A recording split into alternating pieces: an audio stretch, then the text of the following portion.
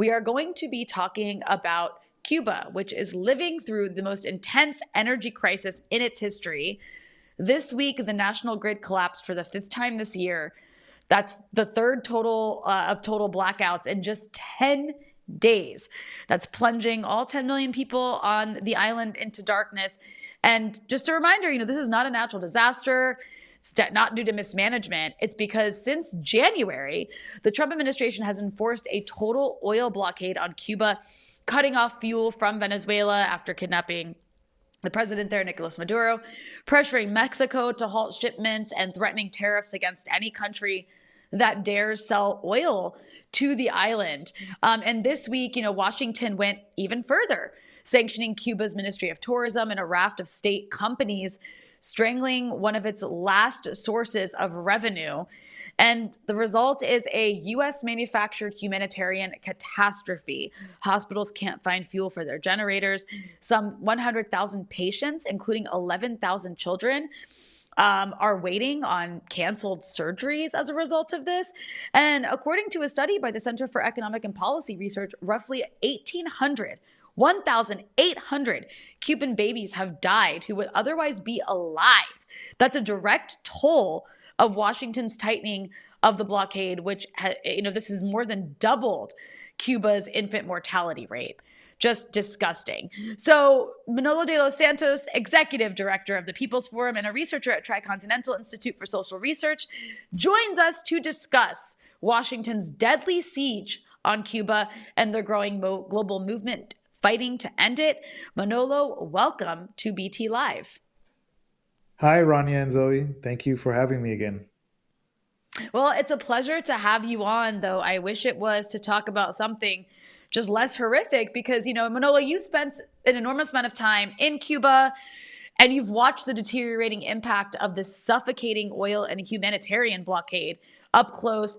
This week's grid collapse was, like I mentioned, the fifth this year, the third in just 10 days. What does that actually mean for daily life on the island, and how different is this moment from anything you've seen before?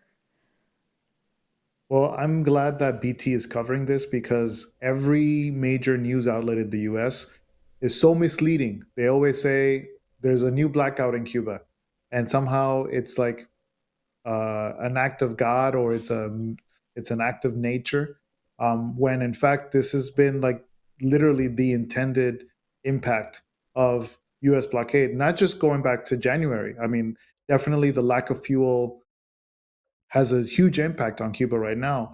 But I would say more than that, it's been going back to the first Trump administration, because the fact that Cuba cannot fully repair its electrical grid actually has a lot to do with the first round of sanctions, the 243 sanctions under the first Trump administration. The fact that countries like France are literally being pressured to not sell replacement parts so that Cuba can continue to run its thermoelectric plants is insane. And obviously, this has led to the point which I don't think, one can make easy comparisons, but I don't think that Cuba has lived a moment like this. I think the special period in the early 90s was actually slightly different. I think this is bringing Cuba to the brink. Um, what does it mean when friends of mine call me and say that they haven't had electricity for over 50 hours, meaning several days, when they have to essentially purchase food or buy food for the day, knowing that there's no point in putting in the fridge because there's no electricity. Um, Literally, no electricity also means no water. Water pumps aren't working. So it's this intensity of life, all the normal aspects of life essentially breaking down before your own eyes. And who's responsible for it? It's Trump. It's Marco Rubio, who seems to, for some reason, it's like some kink of his, he seems to get off on essentially torturing the Cuban people at this point.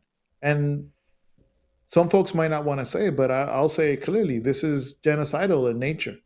This is a siege meant to essentially extinguish the Cuban people as a whole. And that has to be denounced and has to be challenged on a global scale. I think it's really important, that framing that you give here, Manolo. And you mentioned that, Western media, Western journalists, every time that something happens in Cuba, they kind of say, "Wow, another blackout, mismanagement, etc." Um, Often, I mean, you're lucky if you'll see the blockade mentioned at all, and even this oil blockade. So, and we know, and you've been covering this, with a lot of frequency, and we've been covering on Breakthrough News. We have a correspondent on the ground, Luis de Jesus, who has been reporting on all of these latest updates. But you know, Cuban President Miguel Diaz-Canel says that the actual goal with these policies is to engineer social explosion through asphyxiation. Can you put this in context of the decades-long U.S. war on Cuba, the decades-long blockade on Cuba?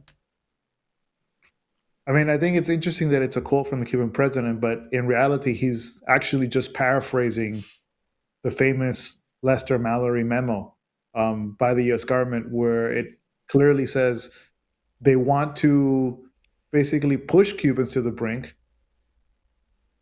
through intense sanctions and a blockade to the point where they have no other option but to overthrow their own government. Um, that is what the US government has been doing for years. But I would say, over decades for different reasons. On one hand, Cuba had the support of the Soviet Union and socialist bloc. It went through the socialist period, but for different reasons, it's been able to sort of overcome many of these challenges. But I would say that the blockade against Cuba has never been as total, as complete, as surgical in striking every element of Cuba's daily needs as it is now. I mean, I'm not necessarily the biggest expert on the law behind the blockade, but I would say that there is a totalizing and holistic approach, sad to say, to essentially making sure that Cuba is not allowed, that the Cuban state, that the Cuban government are basically not allowed to even make the most basic transactions necessary to sustain life on the island. And this is not by mistake, this is actually by design. And the Trump administration has spent an inordinate amount of time to make it so. Marco Rubio in the State Department, as we've learned from leaked documents in recent weeks, also spends a lot of time directing all US embassies around the world to play an active role in isolating Cuba, in pressuring Cuba, and making sure that the blockade is maintained on quite an efficient basis. Mm. Manolo, last month, Cuba's National Assembly passed a package of market reforms. And, some, including on the left, have framed this as Cuba capitulating, abandoning socialism under U.S. pressure. But, the way I see it, isn't this a country just making concessions with a gun to its head while refusing to surrender the one thing that Washington actually wants, which is its sovereignty? I'm just curious if you have some pushback on the idea that this is, capitulation.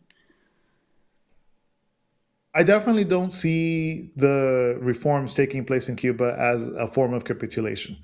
In fact, I think that these are actually part of debates that Cuban society has been having for quite some time now. I mean, what does it mean to have an economy to build and develop your country under the most intense US blockade? There are not there aren't any major options. There aren't any great alternatives.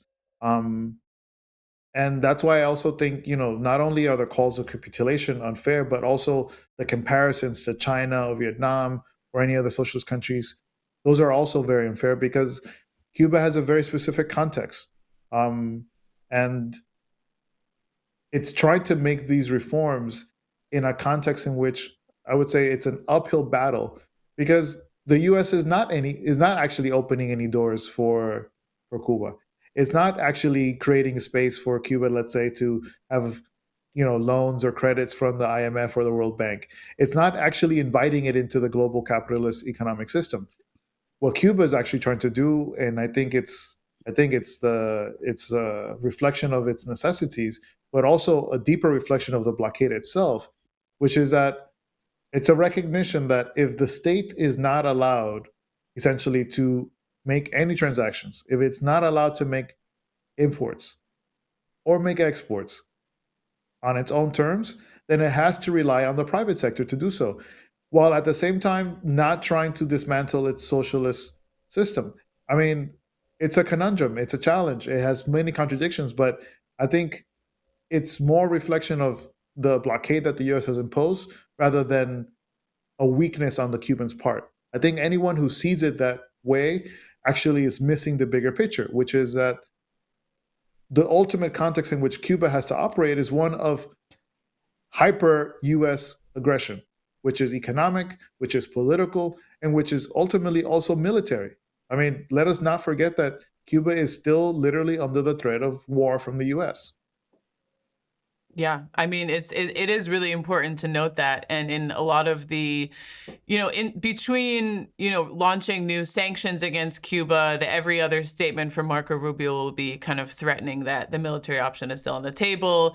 Carlos Jimenez, the representative from Florida, every single day tweets something saying Cuba's next. And again, these are people with actual positions of power, so we can't really take their words lightly. Carlos Jimenez, Maria Elvira Salazar, every single day kind of like foaming at the mouth to be able to take the next step against Cuba. So it's important that you note that, Manolo.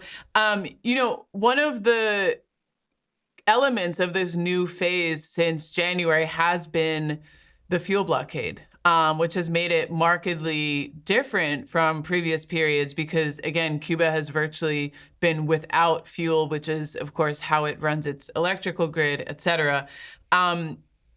Cuba's regional allies, Lula, Petro, Claudia Sheinbaum, have all condemned the blockade and condemned this new phase of the blockade. But when Trump threatened the oil tariffs, even one of its closest allies, Mexico, has still not been able to actually send oil to the island. Only Russia sent a shipment in March.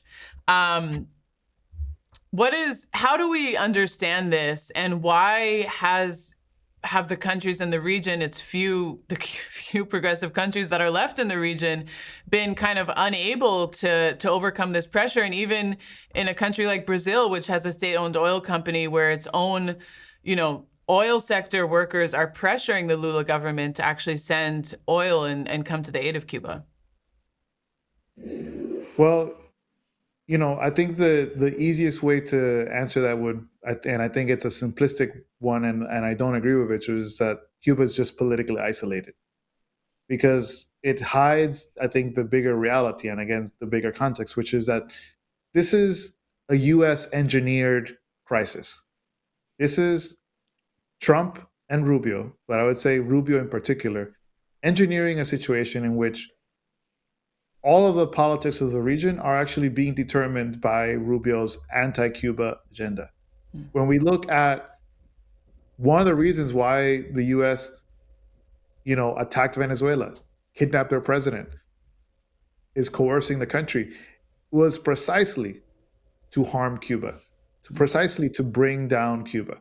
When we look at U.S. interventions in elections in Peru, in Honduras, in Colombia, it is precisely to create a situation of no support, of no political support for Cuba in the region. When we look at the attempts right now, I mean, you started talking about the tariffs against Brazil. Literally, the US is trying to intervene in Brazil and to create an environment where Lula loses the presidency. I don't personally agree with Lula on so many things. I have so many disagreements with these progressive leaders in Latin America. But I think the easiest thing, to sit from, Twitter in North America would be to say, oh, they're all just horrible. Why won't they help Cuba? I think the bigger story is, what is the US doing? And I would say, we're seeing in Latin America and the Caribbean probably the boldest and the most aggressive stage of US Latin America relations, because the US is basically done with any proprieties that it kind of held in politics for the last 20, 30 years and just going full out intervention mode. And they're trying to change the map of politics in the region precisely to undermine the Cuban Revolution, but also to prevent any form of independence in the region. That is the ultimate goal. And they've stated it very clearly. And, it's it's up to the peoples of the region, I think, to actually make the difference in the situation. I don't think that it will be enough to sign manifestos or to simply state that, Shine Bomb or Lula should send oil. I think the peoples of those countries have to actively push for that to be a reality. And then, this is a good note to end on, I think, because last week we saw that the U.S. ran this pressure campaign, including this leaked Rubio cable to embassies to stop the UN General Assembly from even debating the blockade, and then it lost. It still lost. So that just says that the world is not on board with this murderous policy. It never has been. I mean, we see that every year in the votes at the UN. And of course, neither are the thousands of people who've helped let Cuba live raise over $700,000 in solar panels and batteries for Cuban hospitals. So that brings me to this. Can you tell us about the solidarity movement and what meaningful solidarity looks like right now, especially for those who are watching and are wondering, like, it can help?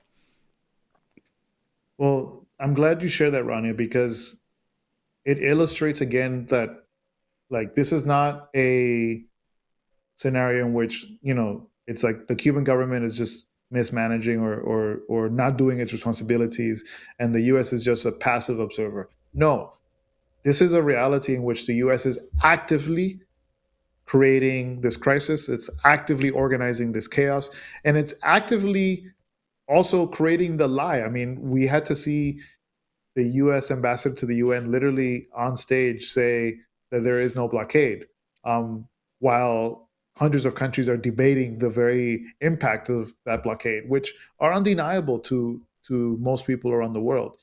I mean, the US lost that vote because it's farcical to, at this point, say that Cuba is not the victim of US imperialism. Even friends of US imperialism cannot ignore this brutal reality in which, millions of Cuban people are submitted to the daily torture of the Trump administration, because that's what it is. Mm-hmm. Marco Rubio, Donald Trump are on the daily torturing the Cuban people through this blockade. And I think it's up to people around the world, like I said before, to do something about it, which is why, there's been this major effort to send solar panels to Cuba. We have collected over 700K, and those panels are literally waiting in ports.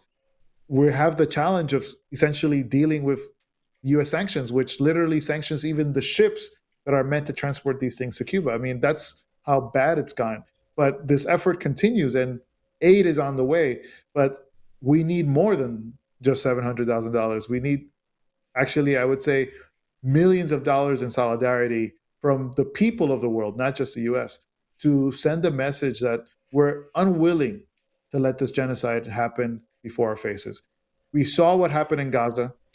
We saw how the genocide in Gaza, the normalization of that genocide, of the violence against the Palestinian people, essentially opened the door to it around the world. We have to put a stop to it. If we don't, where will the next genocide be? Where will the US imperialist machine, allied with Zionism, continue to ravage the people of the world? We have to put a stop to it now. No, you're absolutely right. And we always, us and others said that it wasn't going to stop at Gaza. It's not going to stop at Cuba. So Manolo de los Santos, Executive Director of the People's Forum and a researcher at the Tricontinental Institute for Social Research. Thank you so much for joining us to break all this down. Thank you, Ronnie and Zoe. Take care.